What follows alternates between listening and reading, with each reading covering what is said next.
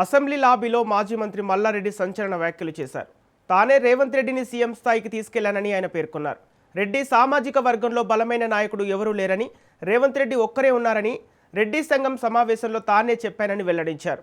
ఎవరు ఒప్పుకున్నా ఒప్పుకోకపోయినా తాము అన్నదమ్ములమేననే భావనతో ఉంటామని మల్లారెడ్డి స్పష్టం చేశారు.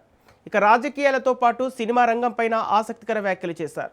ఉస్తాద్ భగత్ సింగ్ సినిమాలో విలన్ పాత్ర కోసం దర్శకుడు హరిశంకర్ అడిగినా తాను నిరాకరించానన్నారు. అయితే భవిష్యత్తులో సినిమాల్లో ముఖ్యమంత్రి పాత్రలో నటించాలని, రాజకీయాల్లోనూ సినిమాల్లోనూ తనదైన స్టైల్ కొనసాగుతుందని మల్లారెడ్డి స్పష్టం చేశారు.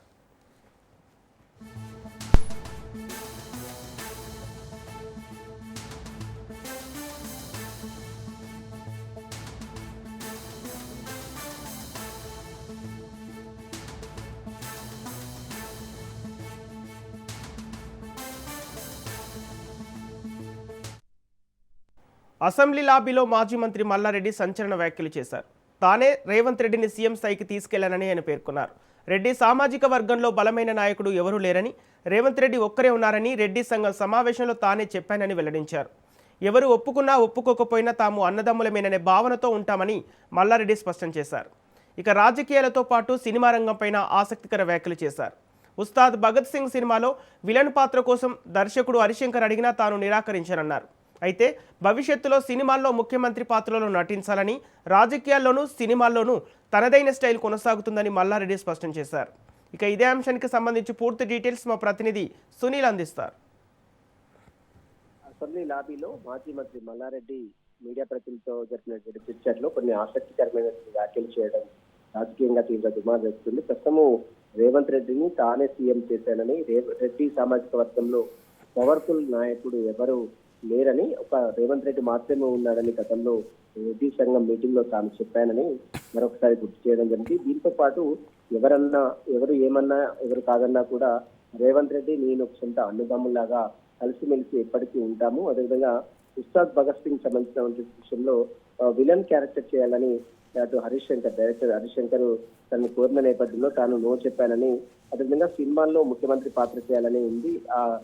చేయడం కోసం ఎవరైనా ముఖ్యమంత్రిగా ఏదైనా అవకాశం ఇస్తే మాత్రం ఖచ్చితంగా ఆ క్యారెక్టర్ చేయడానికి సిద్ధంగా ఉన్నానంటూ కూడా ఈ రోజు మాజీ మంత్రి మల్లారెడ్డి ఆసక్తికరమైన వ్యాఖ్యలు చేయడం జరిగింది. ప్రస్తుతము మాజీ మంత్రి మల్లారెడ్డి చేసినటువంటి వ్యాఖ్యలు రాజకీయంగా తీవ్ర చర్చంశంగా మారింది. ముఖ్యమంత్రి తానే చేశానని చెప్పడం, అదేవిధంగా రెడ్డి సామాజిక వర్గంలో తాను చేస్తున్నటువంటి మాటలు, వ్యాఖ్యలు సంబంధించిన కూడా ఈ రోజు మరొకసారి మాజీ మంత్రి మల్లారెడ్డి ప్రస్తావించడం జరిగింది.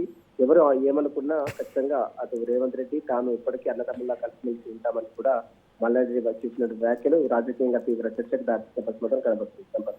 Okay, right, thank you Sunil.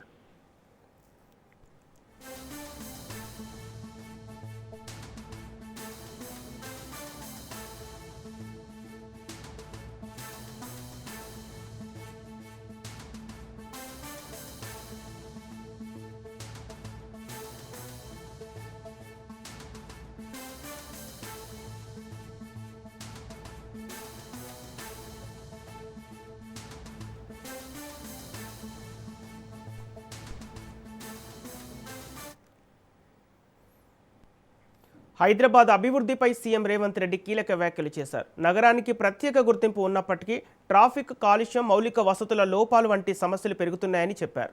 Old city అసలు హైదరాబాద్గా గుర్తింపు పొందిందని పేర్కొన్నారు. ట్రాఫిక్ సమస్యలను తగ్గించేందుకు అండర్ పాస్లు, ఎలివేటెడ్ కారిడార్లు నిర్మించాల్సిన అవసరం ఉందన్నారు. గత ప్రభుత్వ నిర్లక్ష్యం కారణంగా మెట్రో వెనుకబడిందని విమర్శించారు. సిటీ అని ఒక ప్రత్యేకమైన గుర్తింపే కాకుండా కులీ కుతుబ్ షాయిలు, నిజాంలు, ఆ తర్వాత వచ్చిన ప్రభుత్వాలు ఈ నగరాన్ని నిర్మించి విస్తరించి ఒక చారిత్రాత్మకమైన నగరంగా హైదరాబాద్ను తీర్చిదిద్దారు. మీరు ఏ ప్రాంతానికైనా వెళ్ళండి, అది ఓల్డ్ సిటీ అని మనం చర్చించుకుంటున్నాం, కానీ అది ఒరిజినల్ సిటీ. మీకు చార్మినార్ కానీ, ఏక్మినార్ కానీ, గుల్జారా హౌస్ కానీ, ఈ విధంగా ఫలక్నామా ప్యాలెస్ కానీ, ఇట్లా చెప్పుకుంటూ వెళ్తే ప్రతి ఏరియాలో కులీ కుతుబ్ షాయి టూమ్స్ నుంచి తారామతి, బారాదరి వరకు ఎక్కడ చూసినా ఒక చారిత్రాత్మకమైన కట్టడాలు ఉన్నాయి.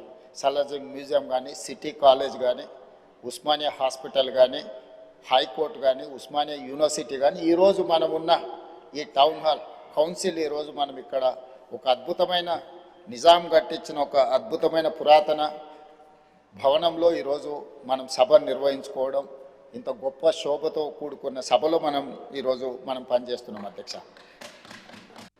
చాలామంది పెద్ద పెద్ద ఉద్యోగాలు చేసి ఆర్థికంగా ఒక్కొక్క కుటుంబం 2, 3, 4 కార్లు కొనుక్కునే పరిస్థితి వచ్చింది. సో ఈ కార్లు ప్రయాణించాలంటే మనకు రోడ్ల విస్తరణతో పాటు కార్ల పార్కింగ్ కోసం కూడా ఈరోజు మనం సరైన వసతులు ఏర్పాటు చేయాలి. షాపింగ్ మాల్స్ దగ్గర కానీ, కమర్షియల్ మాల్స్ దగ్గర కానీ, లేకపోతే ప్రజలు ఎక్కడైనా వినోదం కోసం, విహారం కోసం పోతే అక్కడ మనం పార్కింగ్లు చేయాలి.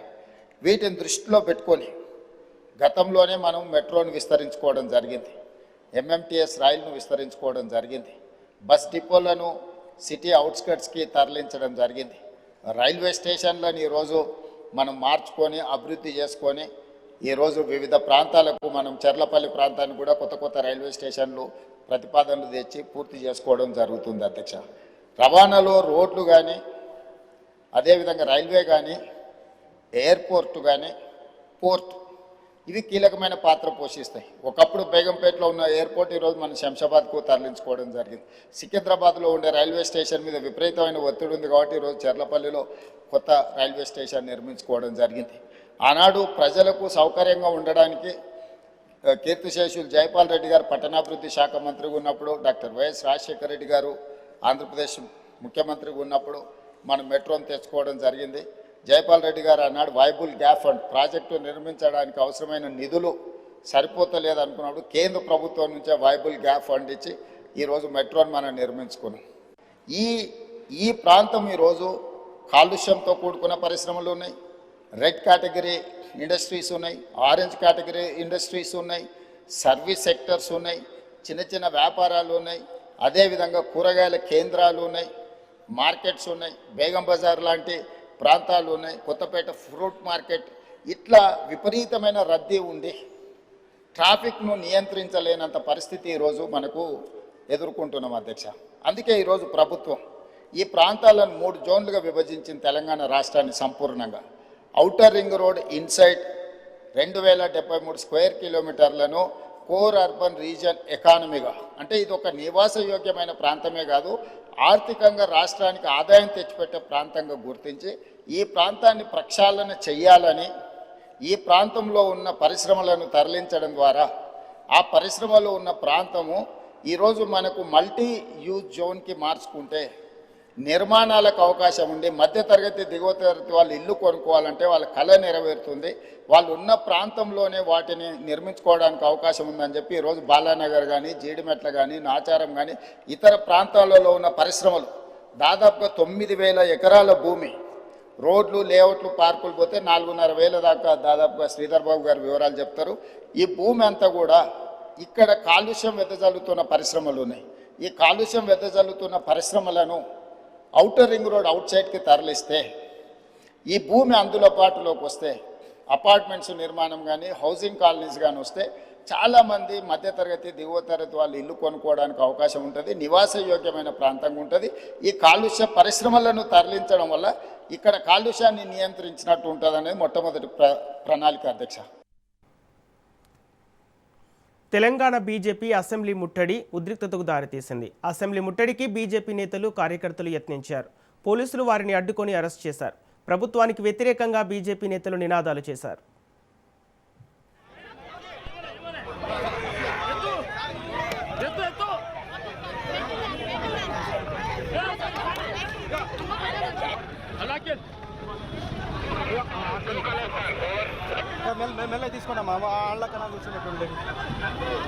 అత్యుత్తమైన విద్యా వ్యవస్థ కలిగినట్టు ఢిల్లీ ప్రభుత్వం 25% ఢిల్లీ మోడల్ అన్న వాళ్ళు ఈ రోజు ఢిల్లీ మోడల్ బడ్జెట్ కూడా కేటాయించడం లేదు.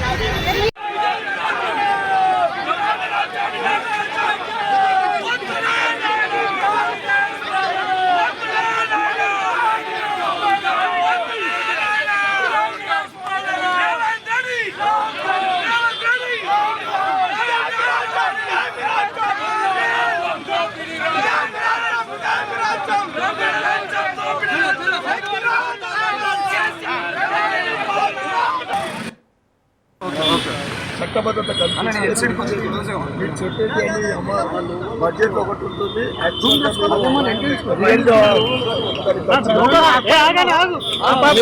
కూడా కాంగ్రెస్ గవర్నమెంట్ ఈ బడ్జెట్ పూర్తిగా ఇచ్చేది ఒకటి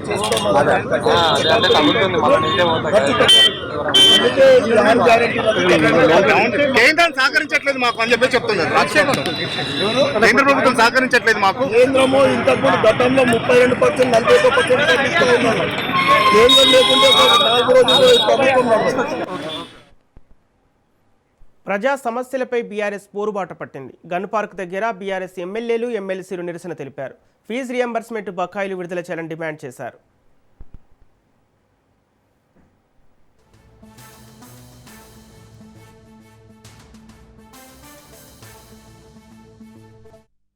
రెడ్డి ప్రభుత్వం అన్ని వర్గాల ప్రజల జీవితాలతో చెలగాటమాడుతున్నట్టే విద్యార్థుల భవిష్యత్తుని చెలగాటమాడుతా ఉన్నది. 12,000 కోట్ల రూపాయలు విద్యార్థులకు చెల్లించాల్సినటువంటి బకాయిలను వెంటనే చెల్లించాల్సిందిగా డిమాండ్ చేస్తా ఉన్నాం. ఈ ప్రభుత్వానికి రేవంత్ రెడ్డికి ఎటువంటి దుర్మార్గపు వైఖరి ఉన్నదనడానికి నిదర్శనం వాళ్ళు చెల్లించాల్సినటువంటి బకాయిలు చెల్లించకపోవడం. గౌరవ కేసీఆర్ గారు కూడా కొనసాగించడం జరిగింది. మరి ఎందుకు ఈ ఫీజు రియంబర్స్మెంట్ ఈ గవర్నమెంట్ చేయడం లేదనేటువంటి విషయాన్ని మేము ప్రశ్నిస్తా ఉన్నాం. మళ్ళీ గుర్తు చేస్తా ఉన్నాం, డిమాండ్ చేస్తా ఉన్నాం, తక్షణమే చెల్లించాలని. ఈరోజు పరస్పర విరుద్ధం. ఈ ప్రభుత్వం విద్యార్థి లోకం పట్ల వ్యవహరిస్తున్నటువంటి తీరు పరస్పర విరుద్ధంగా ఉంది. ఉన్నత చదువులు చదివేటువంటి విద్యార్థులకు చెల్లించాల్సినటువంటి ఫీజు బకాయిలు చెల్లించకపోవడం అనంటే ఇంటిగ్రేటెడ్ స్కూళ్ళ వెనుక వీళ్ళకి ఏమన్నా లాభాపేక్ష ఉన్నట్టు కనబడతా ఉన్నది తప్ప విద్యార్థులకు నిజాయితీతో చేయాలనేటువంటి ఆలోచన ఉంటే తక్షణమే మేము చేస్తున్నటువంటి డిమాండ్ను అర్థం చేసుకొని గతంలో మీరు ఇచ్చినటువంటి అనేక హామీల పరంపరలో భాగంగానే విద్యార్థుల ఫీజు రియంబర్స్మెంట్ కూడా ఉన్నది కాబట్టి ప్రతిపక్షాలు ప్రజలు గగ్గోలు పెడుతున్న ఈ ప్రభుత్వం పట్టించుకోవడం లేదు అనంటే విద్యార్థుల పట్ల ఈ ప్రభుత్వానికి ఏమాత్రం చిత్తశుద్ధి లేదనడానికి నిదర్శనం. కాబట్టి మళ్ళీ డిమాండ్ చేస్తా ఉన్నాం, తక్షణమే వాళ్ళకు చెల్లించాల్సినటువంటి 12,000 కోట్ల రూపాయలను ఈ బడ్జెట్ సెషన్ ముగిసే లోపల చెల్లించాల్సిందిగా డిమాండ్ చేస్తా ఉన్నాం. రేవంత్ రెడ్డి పార్టీ ఫిరాయింపుల కేసులో కీలక పరిణామం చోటు చేసుకుంది. స్పీకర్ ట్రిబ్యునల్ వ్యవహారంపై హైకోర్టు నోటీసులు జారీ చేసింది. స్పీకర్ ఇచ్చిన తీర్పును సవాల్ చేస్తూ మహేశ్వర్ రెడ్డి పిటిషన్ దాఖలు చేశారు. బీఆర్ఎస్ నుంచి ఎమ్మెల్యేగా గెలిచి కాంగ్రెస్ నుంచి ఎంపీగా పోటీ చేసిన దానంను అనర్హుడుగా ప్రకటించాలని పిటిషనర్ కోర్టును కోరారు. పిటిషన్ విచారణ సందర్భంగా పిటిషనర్ తరపు న్యాయవాది సుప్రీంకోర్టు కీలక తీర్పులను ప్రస్తావించారు. ఇక స్పీకర్ తరపున అడ్వకేట్ జనరల్ సుదర్శన్ రెడ్డి వాదనలు వినిపించారు. ఇరు వర్గాల వాదనలు విన్న హైకోర్టు ప్రతివాదులకు నోటీసులు జారీ చేస్తూ కౌంటర్ దాఖలు చేయాలని ఆదేశించింది. ఈ కేసులో తదుపరి విచారణను ఏప్రిల్ 16కు వాయిదా వేసింది కోర్టు.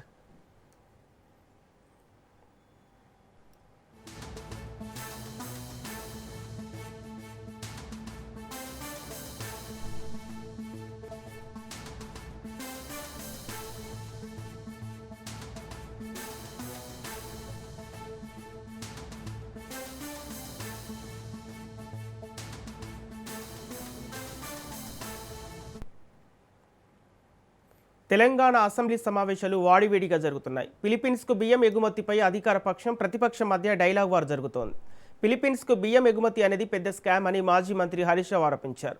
సిబిఐ ఈడీ కేసులో జైలుకు వెళ్లిన వ్యక్తి అడ్వైజర్గా నియమించారని ఫైర్ అయ్యారు. బియ్యం ఎగుమతులపై హౌస్ కమిటీ వేయాలని హరీష్ రావు డిమాండ్ చేశారు. అవసరమైతే కాకినాడ పోర్టుకు అందరం పోదామన్నారు. హరీష్ రావు వ్యాఖ్యలకు మంత్రి ఉత్తమ్ కౌంటర్ ఇచ్చారు. స్కామ్ అధ్యక్ష, ఈ ఫిలిప్పైన్కు బియ్యం పంపిణీ అనేటువంటిది పంపడం అనేది ఒక భారీ కుంభకోణం జరిగింది అధ్యక్ష. నేను మంత్రి గారిని సూటిగా కొన్ని ప్రశ్నలు అడుగుతా అధ్యక్ష. ఇప్పుడు వారు ఇచ్చిన సమాధానాల్లో కూడా కొంత సత్యదూరమైనటువంటి విషయాలు, అర్ధ సత్యాలను, సమాచారాన్ని కొంత ఆపి కొంతవరకు మాత్రం చెప్పి కొంత చెప్పకుండా దాచిపెట్టే ప్రయత్నం చేశారు అధ్యక్ష. ఫస్ట్ క్వశ్చన్ అధ్యక్ష, ఈ బియ్యం ఫిలిప్పైన్కు ఇతర దేశాలకు ఎగుమతి చేయడానికి మీరు ఎవరైనా ఒక అడ్వైజర్ను పెట్టుకున్నారా? ఆ అడ్వైజర్ పేరు ప్రేమ్చంద్ గార్గ్ అధ్యక్ష. వీళ్ళు పెట్టుకున్న అడ్వైజర్ అధ్యక్ష, ఆయన ఘరానా మోసగాడు. సిబిఐ ఈడీ కేసుల్లో ఇప్పటికే అరెస్ట్ అయి జైలుకు పోయి వచ్చినటువంటి వ్యక్తి. అనేక ఈడీ సిబిఐ కేసులు ఎదుర్కొంటున్నటువంటి ప్రేమ్చంద్ గార్గ్ను బియ్యం విదేశాలకు ఎగుమతి చేయడానికి మీరు అడ్వైజర్గా పెట్టుకున్నారా? పెట్టుకుంటే ఆయన ఇప్పుడు ఎక్కడున్నాడు? ఆయన పనిచేస్తున్నాడా? మరి ఆయన ఒకవేళ తొలగించారా? ఉన్నాడా? తొలగిస్తే ఎందుకు తొలగించారో సమాధానం చెప్పండి. నెంబర్ 1. నేను అడుగుతా ఉన్నా, నాఫెడ్ అనే కేంద్ర ప్రభుత్వ సంస్థ మేము మీకు కాకినాడ పోర్టుకు బియ్యం రాగానే మీకు వెంటనే డబ్బులు చెల్లిస్తాం, మాకు అవకాశం ఇవ్వండి అంటే కేంద్ర ప్రభుత్వ సంస్థకి ఇవ్వకుండా ఒక ప్రైవేట్ సంస్థకు ఎందుకు ఇచ్చారు? ఈ బియ్యం ఎగుమతి కోసం మీరు ఏమైనా టెండర్లు పిలిచారా? ఎక్స్ప్రెషన్ ఆఫ్ ఇంట్రెస్ట్ పిలిచారా? లేదు, నామినేటెడ్ బేసిస్లో ప్రభుత్వ రంగ సంస్థ అడుగుతుండగా కూడా ప్రభుత్వ రంగ సంస్థకు అవకాశం ఇవ్వకుండా ఆ ప్రైవేట్ సంస్థకు ఎందుకు ఇవ్వవలసి వచ్చిందో మంత్రి గారు సమాధానం చెప్పాలి అధ్యక్ష. ఇప్పుడు 22,500 ఎగుమతి చేశామన్నారు. మరొక 7,500 మెట్రిక్ టన్నులు ఒక సంవత్సరం నుంచి కాకినాడ పోర్టులో పడి ఉన్నాయి. మరి ఆ కాకినాడ పోర్టులో ఏడాది నుంచి బియ్యం ఉంటాయి అధ్యక్ష, ముక్కిపోతాయి, పురుగులు పట్టిపోయినాయి. ఆ 7,500 మెట్రిక్ టన్నులు కాకినాడ పోర్టులో ఉంటే ఆ గోడౌన్ ఛార్జెస్ ఎవరు కట్టాలి? రాష్ట్ర ప్రభుత్వం కట్టాలి. వీళ్ళ అగ్రిమెంట్ కూడా తప్పు ఉన్నది. ఇవాళ వీళ్ళే షిప్పులో ఎక్కించి అక్కడ చేరుకునేదాకా వీళ్ళే బాధ్యత తీసుకున్నారు. ఇప్పుడు 7,500 మెట్రిక్ టన్నులు కాకినాడ పోర్టులో ఉన్నది వాస్తవమా కాదా? ఒక సంవత్సరం నుంచి 7,500 మెట్రిక్ టన్నులు కాకినాడ పోర్టులో ఉంటే మరి దానికి ఎంత మనకు గోడౌన్ ఛార్జెస్ పడ్డాయి, హ్యాండ్లింగ్ ఛార్జెస్ పడ్డాయి, మరి అది కూడా కలిపితే నష్టం వచ్చినట్టే కదా. మంత్రి గారు క్లెవర్గా ఏం చేసిందంటే ₹1 కోటి లాభం వచ్చిందని చెప్పే ప్రయత్నం చేసిండ్రు. మరి 7,500 మెట్రిక్ టన్నుల బియ్యం ఏమైపోయినాయి? అవి ముక్కిపోయినాయా? పురుగులు పట్టిపోయినాయా? అవి వాటి పరిస్థితి ఏంది? దానికి ఎంత హ్యాండ్లింగ్ ఛార్జెస్, గోడౌన్ ఛార్జెస్ మీద పడ్డాయి? మంత్రి గారు అధ్యక్ష హెలికాప్టర్లో పోయింది అధ్యక్ష కాకినాడకు. ఇదేదో పెద్ద పని చేస్తున్నాం, వేల కోట్ల రూపాయలు సివిల్ సప్లైస్ కార్పొరేషన్కు ఆదాయం వస్తుంది, గత ప్రభుత్వానికి తెలివే లేదు, మేము చాలా గొప్ప ఘనకార్యం చేస్తున్నాం అని చెప్పి చాలా పెద్ద పెద్ద మాటలు చెప్పారు అధ్యక్ష మంత్రి గారు. వాస్తవంగా జరిగింది, దీని వెనుక పెద్ద స్కామ్ జరిగింది, రాష్ట్ర ప్రభుత్వానికి నష్టం జరిగింది. ఒకవేళ మంత్రి గారు మీకు నిజాయితీ ఉంటే నేను స్పీకర్ గారి ద్వారా ఈ ప్రభుత్వాన్ని డిమాండ్ చేస్తా ఉన్నా, ఒక హౌస్ కమిటీ వేయండి, దీంట్లో జరిగిన అవినీతిని రుజువు చేయడానికి నేను సిద్ధంగా ఉన్నా. The agreement was entered for export of 1 lakh metric tons of rice to Philippines. A quantity of 22,750 metric tons of rice was exported to Philippines so far. The shipment-wise details are as follows. First shipment on 6th April 25 of 12,750 metric tons, and second shipment on 7th May 25, 10,000 metric tons, total of 22,750 metric tons. The rice price for export is rupees 3,600 per quintal. The Food Corporation of India rate is 3,446 per quintal for grade A variety as per the provisional economic cost for marketing season 22-23. An amount of rupees 81.90 crore revenue was received so far from rice exports to Philippines. The net profit is rupees 1.13 crores. Initially, an agreement was entered for export of 1 lakh metric tons of rice. So far, a quantity of 22,750 metric tons exported, leaving a balance of 77,250 metric tons.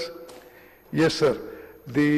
There has been a delay after the second shipment due to various issues and disturbances in the Philippines country.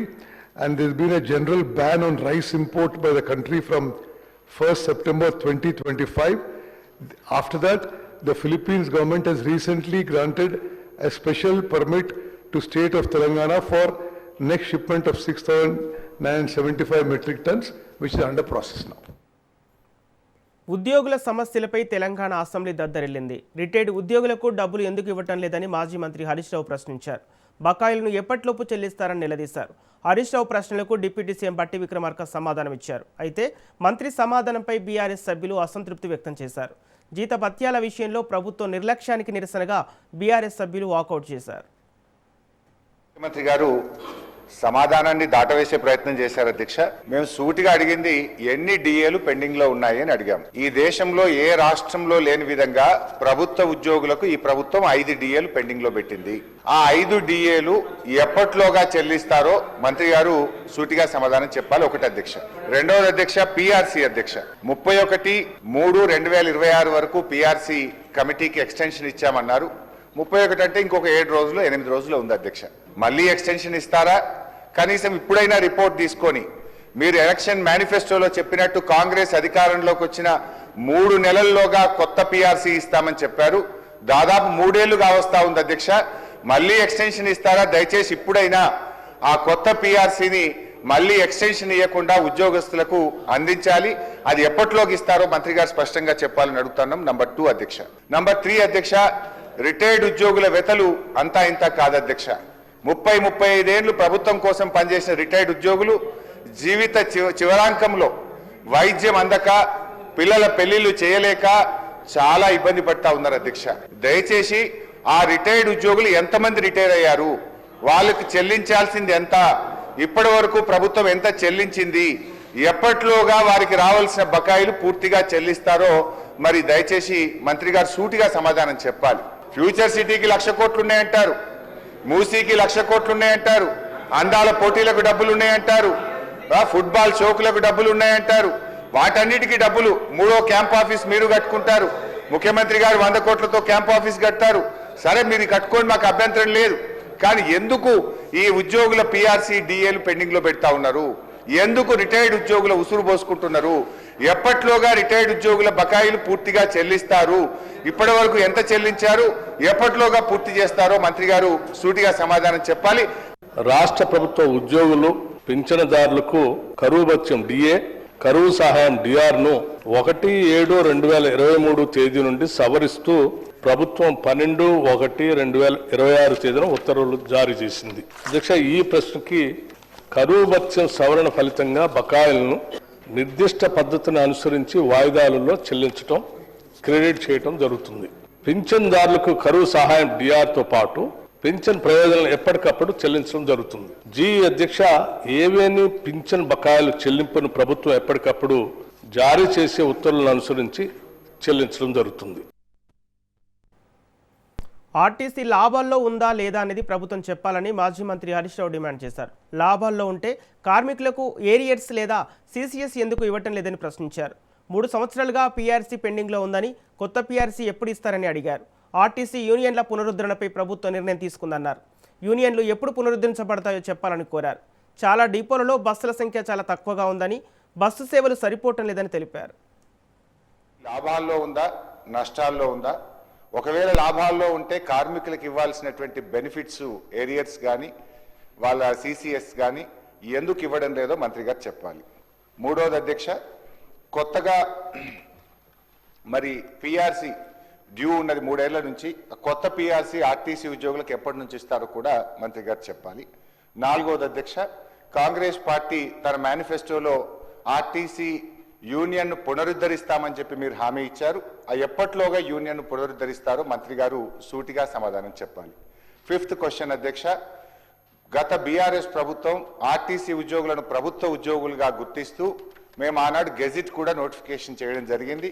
మరి వాళ్ళను date of appointment ఎప్పటి నుంచి వారిని ప్రభుత్వ ఉద్యోగులుగా గుర్తిస్తారో కూడా మంత్రి గారు సూటిగా చెప్పాలి.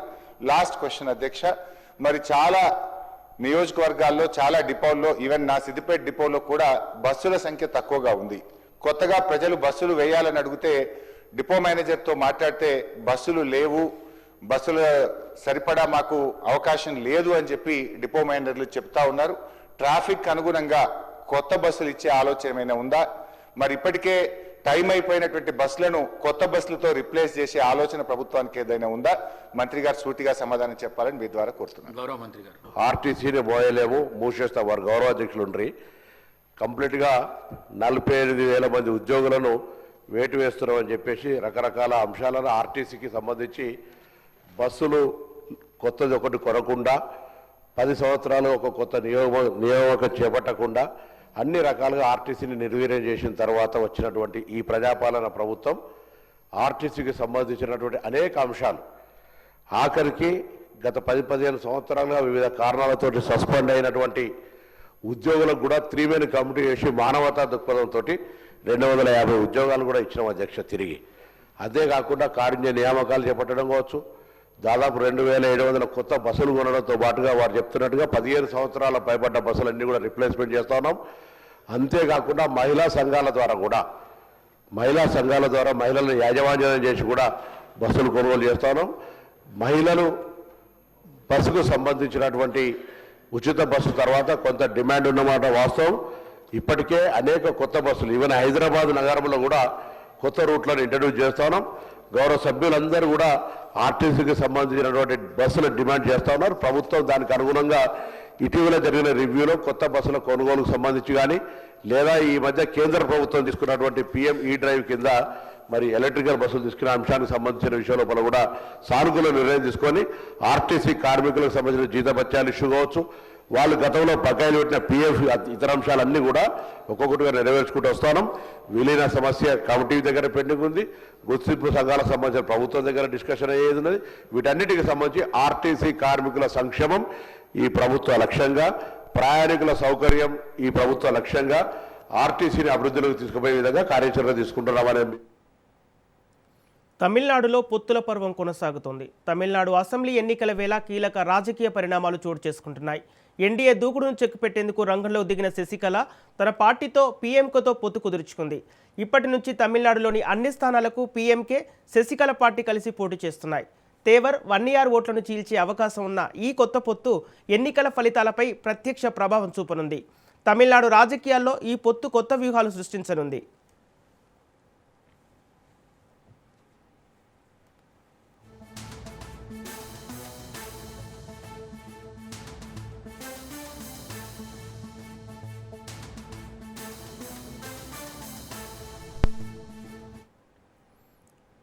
అమెరికాలోని అత్యంత రద్దీగా ఉండే లాగ్వాడియా విమానాశ్రయంలో పెను ప్రమాదం తప్పింది.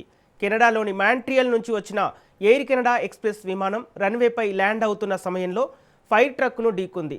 4 అగ్నిమాపక సిబ్బందికి గాయాలు కాగా ప్రమాద సమయంలో విమానంలో 100 మంది ఉన్నట్లు సమాచారం. ఎయిర్ కెనడాకు చెందిన CRJ 900 విమానం రన్వే 4పై ల్యాండ్ అవుతుండగా ఈ ప్రమాదం జరిగింది.